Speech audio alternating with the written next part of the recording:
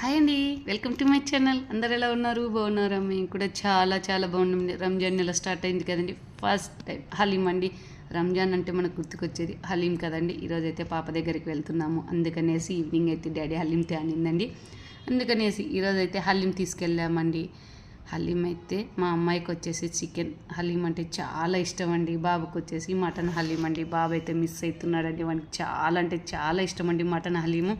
పాపం రంజాన్ నెల అయిపోయేలోపు ఒక 5-6 సార్లనే తినేవాడు. ఇప్పుడు చెన్నైలో ఉన్నాడు, డైలీ అడుగుతున్నాడు మా హలీం తెచ్చుకున్నారా అనేసి. లేదండి, ఈరోజు అయితే ఫస్ట్ టైం తెచ్చాను. పాప తిన్న తర్వాత కొంచెం అయితే టేస్ట్ చేశాను, బాగుందండి. ఇంటర్నేషనల్ హోటల్ నుంచి తెచ్చారు హలీం అయితే. కొంచెం స్పైసీగా తగ్గిందండి, స్పైసీగా ఉంటే ఇంకా చాలా బాగుంటుందండి.